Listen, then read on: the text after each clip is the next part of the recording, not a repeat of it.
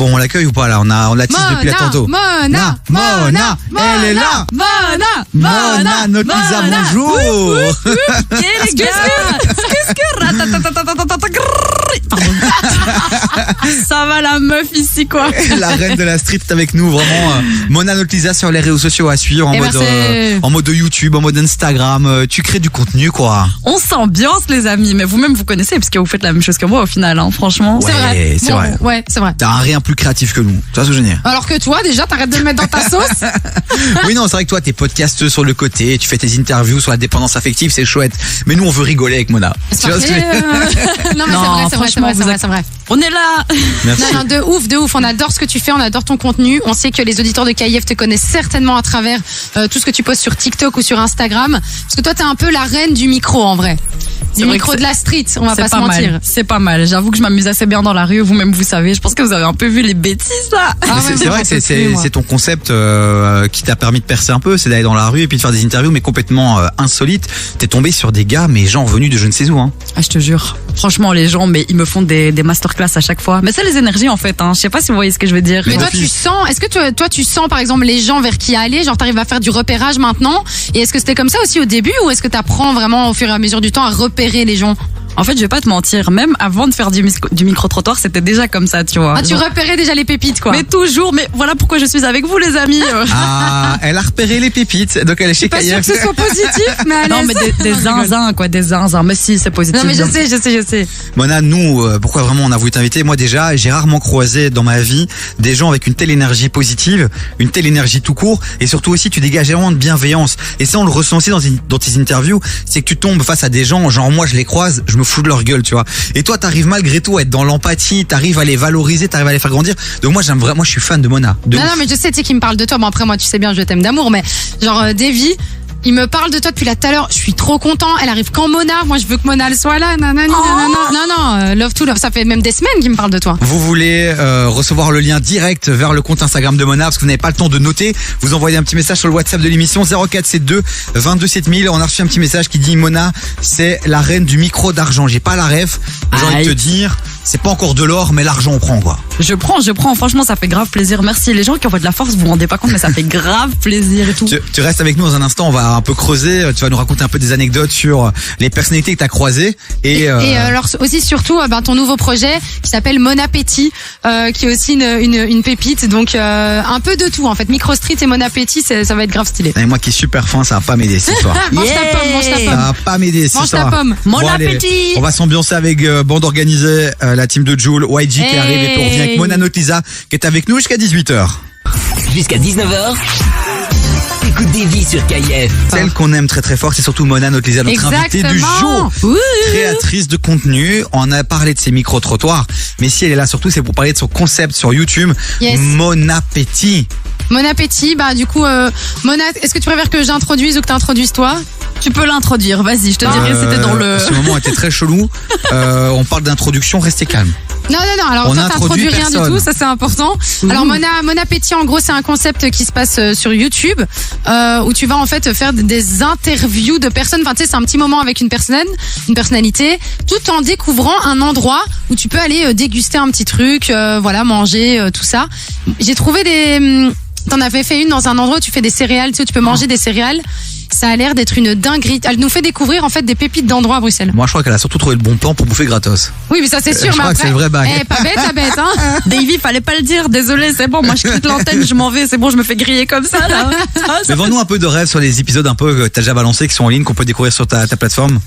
Du coup, en fait, j'essaye de les mettre sur YouTube et sur TikTok parce que du coup, TikTok, ça va assez vite, c'est assez sympathique. De ouf. Donc voilà. Mais sinon, en vrai, c'est vrai qu'à chaque épisode, je m'amuse de ouf parce que je rencontre tout le temps des nouvelles personnes avec des histoires complètement fancy crazy. Quand je dis ça, je pense à qui? Je pense à Laurence, donc ma copine bodybuilders. Ah ouais, de ouf. Clairement, ça. elle est incroyable cette femme. Ah non, mais elle était géniale. Hein. Franchement, genre avec Tino, donc qui est mon acolyte de tous les jours, on s'est amusé à passer toute la journée avec elle en fait, pour découvrir un petit peu son lifestyle et sa façon de manger surtout. C'est ça qu'on voulait. Et parce qu'elle a quand même un délire assez spécial quand même quand t'es bodybuildeuse. Hein. Ouais, clairement, tu manges. Franchement, elle mangeait les gars. Essayez de deviner une fois, on va voir si vous trouvez. Allez-y. Au niveau quoi? De ce qu'elle mange ou au niveau calories? Combien de repas et combien de calories? Combien de repas? Moi, je crois qu'elle doit être au moins entre 5 et 10 K de calories. 5 et 10K. Ouais, la Tu vas un fourchette, peu loin là. Non, 5000 quand tu fais du bodybuilding comme ça. Non. Ah, je sais pas, je sais 5000 pas. calories, non, c'est beaucoup ça. Un mec normal, c'est 2000, donc la meuf, au moins 5000, non? Moi je dirais un peu moins, peut-être un 4000. Et je dirais pour manger, elle fait quoi, 8 repas par jour? Eh ben franchement, la personne qui a gagné ce petit jeu, c'est Chloé. C'est Ah ouais? combien 4400 calories, 7 repas par jour. Alors, Ah, juste comme ça pour pour vous expliquer un peu le truc, c'est genre, tu sais, le matin, tu te lèves, tu fais ton cardio à jeun, tu manges de l'avoine, un gros bol d'avoine rempli comme ça avec des bananes, du sucre, des tu sais les nuts là, Ouais. genre ça, plus 2 œufs, plus une compotine, plus du poulet, du riz, des brocolis. ça juste le matin, c'est un repas genre? Ah non, ça fait 3 repas là déjà. Ah, c'est 3 Ça, repas, ça me ok. dégoûte. Un Mais shake bon. de whey, ensuite encore un shake de whey, ensuite encore, attends, c'était quoi encore? C'était des cracottes, ensuite encore un shake de whey, je crois. Mais c'est son taf ou pas? Parce que c'est quand même un mode de vie de ouf. Est-ce que ça, par exemple, c'était son taf à part entière, elle est payée pour faire ça? Ou c'est en plus de sa life normale? Mais en fait, elle est bodybuildeuse, donc elle fait, c'est comme un travail au final, tu vois. Et en fait, à côté de ça, elle a quand même un travail en parallèle parce que le bodybuilding, on va dire que c'est pas vraiment. Ça fait pas rentrer beaucoup de thunes, quoi. Voilà, La exactement. moula n'est pas là, quoi. La moula n'est pas là, tu vois. Donc forcément, c'est vraiment de la passion de ouf. Et voilà, ouais, la meuf, elle fait ça et vraiment, elle kiffe sa vie. Et c'est trop cool. Voilà, quoi. c'est une vidéo à découvrir sur la chaîne YouTube de Mona Notlisa. Il y a d'autres vidéos sympas, donc on le rappelle, le concept invite Grave. des gens à Graille, Ouais. mais pas uniquement pour découvrir un lieu et Graille, c'est aussi pour découvrir leur histoire. Et c'est ça qui est aussi un peu le concept qui est intéressant, avec des personnages qui sont complètement fous. On Voilà. pense aussi au coiffeur David Bowie. Tu l'as invité ou pas, le coiffeur de David Bowie? Oh, je voulais trop. Tu l'as pas invité dans un Mon Appétit, non? Ben j'ai essayé, mais parfois c'est vrai que ça peut aussi arriver parce qu'en fait c'est ça le truc, d'où ça part aussi un petit peu tout ça, c'est que genre tu vois quand je suis dans la rue, des fois je parle avec des gens, je rencontre des gens de ouf et je vois très vite qu'ils ont des histoires de dingue à raconter. Ouais. Mais en fait le truc c'est que comme je dois aller vite, j'ai pas le temps de commencer à vraiment prendre le temps de parler avec eux, de montrer en fait qu'ils ont vraiment des univers bien à eux. Et du coup ben forcément ce que moi je fais c'est que je les retrouve par derrière et je leur dis allez frérot viens on va faire une petite vidéo ensemble, hop hop hop. Et parfois ça marche, parfois ça marche pas. Genre par exemple justement le coiffeur de David Bowie, je le kiffais de ouf. Franchement en plus ce mec pour la petite histoire et tout, ça fait très longtemps que je le vois dans les rues de BX et à chaque fois j'ai envie d'aller lui parler mais j'ose pas trop parce que voilà il m'intimide en vrai. Ouais. Et puis cette fois j'ai réussi à aller lui parler. Il me racontait des histoires de malade mental. En plus je sais qu'elles sont vraies, franchement il rigolait pas. C'est un vrai phénomène. Il faut aller checker ça sur le compte Insta de Mona Notlisa. Tu restes avec nous.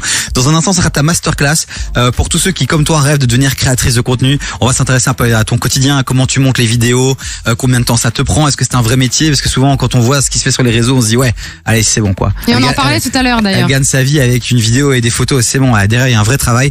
On en parle dans un instant aussi avec ton binôme, donc Tino, l'artiste, non, j'allais dire chevelu. Calvo, Ouais, c'est ça. artista Calvo. Voilà, son cheveu qui arrive dans un instant aussi en studio. DJ Flash, l'artiste belge qu'on adore, que j'ai calé côté musique. Et puis Gambi, PTT qui arrive juste après ça, bougez pas.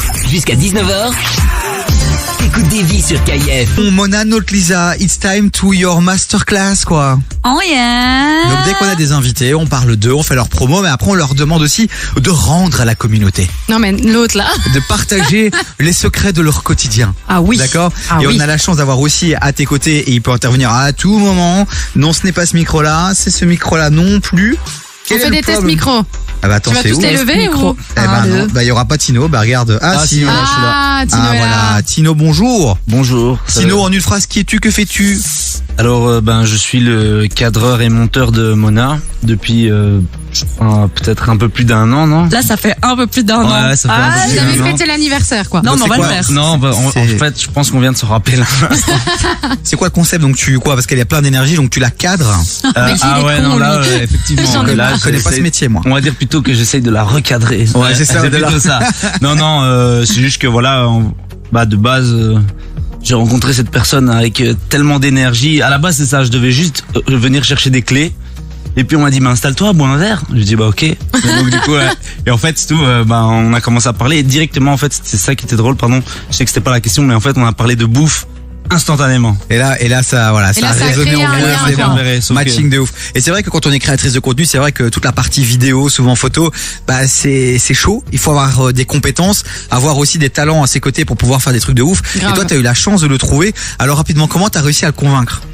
En fait, il y a même pas vraiment eu besoin de le convaincre parce que je sais pas, on a directement genre matché ensemble sur le projet, on s'est dit OK, vas-y, let's go, genre on lance le truc et comme il le dit, c'est vrai que des fois, moi j'ai trop d'idées, je suis là, je pars dans tous les sens, je suis en mode la la la la. Et du coup, Tino, il doit effectivement un peu me cadrer pour que je parte pas dans tous les sens. Mais voilà, du coup, on a monté ça vraiment à deux. On a commencé comme ça. La première fois, c'était justement dans le céréal, là, tu vois, le céréal corner avec Fuku et Senamo. Oui. Eh ben, franchement, c'était assez stressant, je pense, autant pour nous que, en fait, non, je crois que c'était juste stressant pour nous parce que c'était notre première fois et on savait plus ou moins où on allait. Mais voilà, on a vraiment fait ça ensemble. Après, on a checké le montage ensemble. En fait, on a toujours travaillé comme ça. C'est pas genre on monte, enfin on tourne la vidéo et puis tiens les rushs et débrouille-toi. C'est vraiment on se pose à deux, on discute, on voit ce qui va, on voit ce qui va pas, on discute. Et on développe le projet vraiment à deux, quoi. Il y a beaucoup de gens qui ont peur justement, qui veulent se lancer là-dedans et qui ont peur parce qu'ils n'ont pas les compétences. Quels sont les conseils que tu donnerais finalement, Tino aussi, hein, tu peux répondre à ceux qui se lancent dans le YouTube game, des petits conseils peut-être pratico-pratiques pour essayer peut-être d'accélérer le temps et de finalement faciliter les choses, quoi. Dans la création de vidéos, par exemple. Moi, je pense qu'il faut tout tenter, il faut tester, il faut expérimenter. Pour la petite anecdote, je me souviens qu'à l'époque, j'étais à l'ISFSC, qui est une école donc de communication. Et en fait, ce que moi je faisais, c'est que je savais plus ou moins où je voulais aller, donc je savais que je voulais vraiment faire de la vidéo, j'adorais ça, donc je me suis dit ok meuf, tu sais quoi, vas-y, le matin j'avais cours, mais le truc c'est que je savais très bien que il y a des cours que je maîtrisais déjà et il me fallait du temps pour justement choper certaines compétences, donc je me levais le matin à 7h, hop, je prenais mon ordi, je commençais à faire du montage, franchement c'était horrible, ça ressemblait à rien, mais au final en fait j'apprenais tous les jours comme ça, je répétais ce mouvement. En mode autodidacte, quoi, t'allais sur YouTube, suivre des tutos et tout et tu refaisais, quoi. Je te jure même que parfois je partais genre tu sais gratter des caméras à l'école, alors c'était pas les petites caméras. Tout le monde a fait ça, c'est un truc de fou, tout le monde fait ça. Ah non mais les gars, c'était des caméras de télé. Donc tu vois, dans ma chambre, je ramenais une caméra de télé à la maison avec un gros micro. Mais non. Je te jure, et je me posais mon petit fond de youtubeuse comme ça et genre je commençais à me filmer puis j'étais en mode waouh. Mais ce que moi je trouve super chouette, c'est que, enfin bon, moi je te connais aussi, je sais que t'es une acharnée du taf. S'il y a bien une personne qui taffe de ouf pour arriver et pour pouvoir, mais j'espère pour toi vivre de tes rêves très bientôt, ben c'est toi clairement. Et on a eu l'occasion d'avoir une petite interview à deux où tu disais il n'y a pas de plan B et c'est une réalité. Tout ce que tu fais, tu le fais avec le cœur, tu le fais à fond. Et ça, je pense que c'est une des qualités de Mona, c'est la discipline, la rigueur et de toujours le faire avec le sourire et d'amener du positif finalement dans tout ce qu'elle fait. Alors justement, si t'avais par exemple une fille, je pose toujours cette question-là, ou un gosse qui vient chez toi qui dit Mona, j'adore ce que tu fais, moi plus tard je veux devenir comme toi, créatrice de contenu, youtubeuse. Quels seraient peut-être les petits conseils que tu donnerais en mode rapide, en mode rafale, tu vois? Le premier conseil que je lui donnerais, c'est qu'est plus tard. Il n'y a pas de plus tard. Je lui dirais franchement, commence maintenant, commence aujourd'hui, genre en fait moi j'aime pas travailler sous pression, genre c'est vraiment quelque chose que j'aime pas, donc je dirais franchement commence aujourd'hui dès maintenant, mais commence sans te mettre la pression, parce qu'au final ça sert à rien de commencer plus tard, enfin là il va se mettre la pression, alors que si il commence maintenant, il va faire les choses étape par étape, doucement, genre t'apprends en fait, genre tu commences par faire un petit plan, t'apprends un petit peu à filmer, puis ensuite t'apprends à gérer un peu le son, puis ensuite t'apprends un petit peu la vidéo, et ainsi de suite, et voilà, je pense que pas plus tard. Est-ce que tu conseilles, tu sais, pour tous les gens, comme tu dis, c'est du step by step, on apprend tous, on est autodidacte. Est-ce que tu conseilles de publier directement quand tu fais quelque chose pour, tu sais, voir un petit peu ce que le public, entre guillemets, va donner comme avis, et puis après de là retravailler ton truc, ou est-ce que tu travailles un peu dans l'ombre sur plein de choses, et puis quand tu as l'impression que c'est plus ou moins pas parfait, mais en tout cas diffusable, tu diffuses? Un peu les deux en fait, hein. Je pense qu'il faut vraiment faire un mélange, tu vois. Donc d'abord tu commences, t'apprends un petit peu, t'apprends les bases en fait. Tout le monde commence par les bases, donc bien sûr. Tu vois, tu commences un petit peu à apprendre les bases, et puis genre allez, une fois que t'es un petit peu satisfait, tu peux envoyer la sauce, et en fait tu montes comme ça step by step. Maintenant, petit conseil aussi que je peux donner, c'est montrer à vos potes ou à vos proches quand même vos contenus, faites-les un tout petit peu valider, parce qu'aujourd'hui internet ça va trop vite. C'est clair. Voilà.